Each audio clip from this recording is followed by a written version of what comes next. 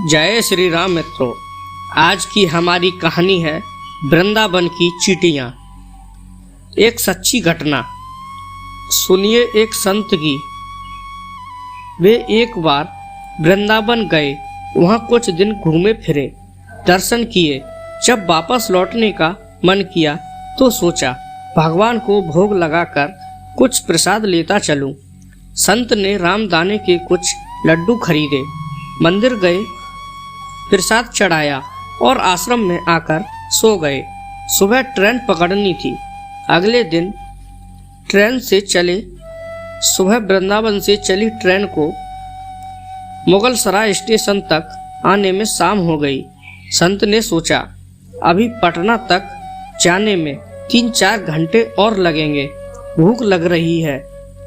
मुगल सराय में ट्रेन आधे घंटे रुकती है।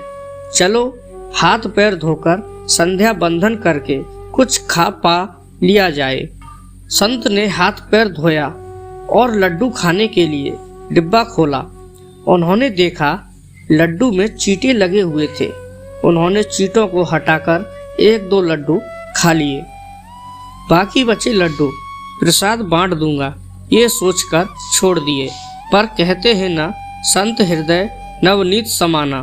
बेचारे को लड्डुओं से अधिक उन चींटियों की चिंता सताने लगी। सोचने लगे ये चींटे वृंदावन से इस मिठाई के डिब्बे में आए हैं। बेचारे इतनी दूर तक ट्रेन में मुगल सराय तक आ गए। कितने भाग्यशाली थे, इनका जन्म वृंदावन में हुआ था। अब इतनी दूर से पता नहीं कितने दिन या कितने जन्म लग जाएंगे इनको वापस पहुंचने में।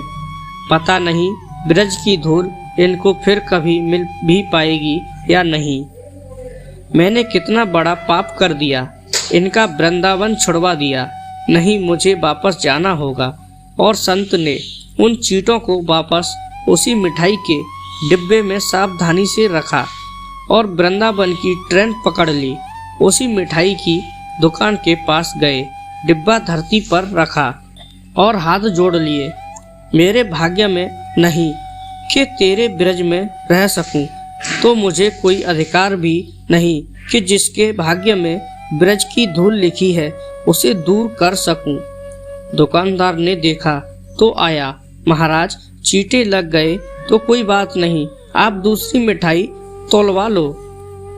संत ने कहा भैया मिठाई में कोई कमी नहीं थी, इन हाथों से पाप होते होते रह गया, उसी का प्रायश्चित कर रहा हूँ। दुकानदार ने जब सारी बात जानी तो उस संत के पैरों के पास बैठ गया, भावुक हो गया। इधर दुकानदार रो रहा था, उधर संत की आंखें गीली हो रही थी।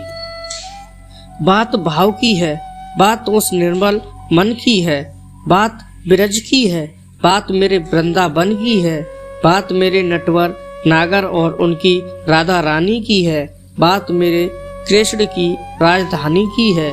बूझो तो बहुत कुछ है, नहीं तो बस पागलपन है, बस एक कहानी। घर से जब भी बाहर जाएं तो घर में विराजमान अपने प्रभु से जरूर मिलकर जाएं और जब लौट कर आएं तो उनसे जरूर मिलें, क्योंकि उनको भी आपके घर लौटने का इंतजार रहता है। घर में यह नियम बनाए कि जब भी आप घर से बाहर निकलें तो घर में मंदिर के पास 2 घड़ी खड़े रहकर कहें प्रभु चलिए आपको साथ में रहना है। ऐसा बोलकर ही घर से निकलें, क्योंकि आप भले ही लाखों की घड़ी हाथ में क्यों न पहन लें हो, पर समय तो प्रभु के ही हाथ में है ना।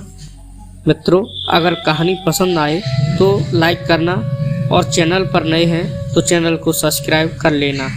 धन्यवाद।